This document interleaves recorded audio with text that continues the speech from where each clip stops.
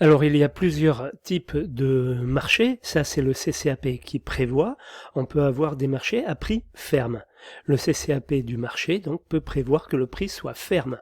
En l'absence de précision du marché, le prix est réputé ferme par défaut. Quand c'est pas précisé dans le CCAP, le prix est ferme. Par contre, le prix peut être actualisable. L'actualisation, c'est une méthode de calcul qui permet de revaloriser globalement la valeur des prix d'un marché lorsque s'écoule un délai anormalement long entre une estimation de prix et le commencement des travaux. Anormalement, c'est au cas par cas. La seule réglementation qui demeure concerne strictement les marchés de l'État, même pas les marchés des collectivités, marchés de l'État, pour lesquels une clause d'actualisation est obligatoire quand un délai supérieur à 3 mois s'écoule entre le mois d'établissement des prix et le mois de notification de l'ordre de service de démarrage. C'est bien précis tout ça. Le mois d'établissement des prix est précisé dans les marchés où, à défaut, celui qui précède la signature de l'acte d'engagement par l'entrepreneur. L'actualisation consiste à appliquer aux prix initiaux du marché un coefficient unique calculé à la date de notification ou à la date d'effet de l'ordre de service. L'actualisation s'effectue selon cette formule. Le prix actualisé, il est égal au prix initial multiplié par l'index BT au moment des travaux divisé par l'index BT au moment du mois M0 quand on a établi le prix, quand l'entreprise a établi le prix. Donc pour les marchés de l'État, spécifiquement, comme il y a un décalage de 3 mois, le prix actualisé est égal au prix initial multiplié par l'indice BT du mois de démarrage moins 3 divisé par l'index BT du mois d'établissement des prix, le mois M0. Voilà, ça c'est ce qu'il faut retenir, c'est cette formule à se mettre dans un coin du bureau et qui peut éventuellement resservir en entreprise et éventuellement pour l'examen, c'est très très rare. Voilà.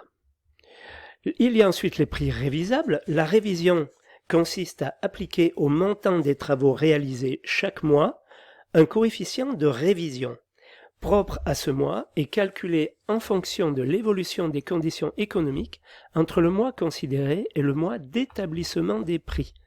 Cette procédure nécessite d'identifier le montant des travaux réalisés chaque mois et de lui appliquer un coefficient qui lui est propre à chaque situation. Là, c'est encore du sport. La formule de révision de prix comportera, selon les dispositions prévues au CCAP, une partie fixe et une partie qu'on va moduler.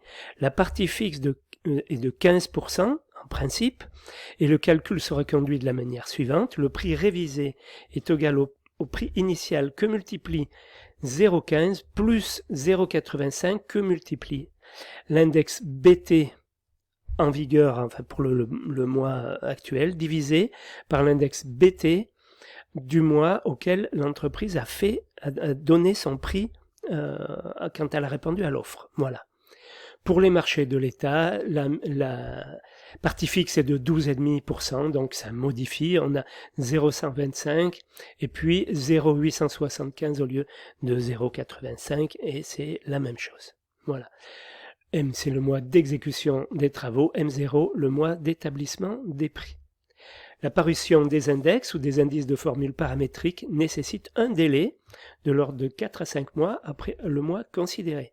Ce retard nécessitera en principe un calcul double pour les coefficients d'actualisation et de révision. Vous avez compris, il faudra attendre. Si j'avais fait le travail au mois de février, il aurait fallu que j'attende le mois de mai pour réviser les prix. Voilà. Donc ça s'adresse à certains gros marchés, ça. Voilà. Donc, 2 étapes. Premièrement, application des coefficients provisoires avec les dernières valeurs connues lors du mandatement. Oui. Deuxième étape, application des coefficients définitifs dès qu'ils sont parus et au plus tard appliqués à chaque date anniversaire de notification du marché. La valeur finale des index utilisés doit être celle de la période de réalisation contractuelle ou de la période de réalisation réelle si elle est antérieure. La révision des prix peut donc se poursuivre au-delà du délai d'exécution prévu au marché, suivant les articles du Code de la commande publique que je vous ai mis en lien. Vous irez voir, c'est instructif. Mais avec la seule valeur finale des index propres à la dernière période des travaux contractuels.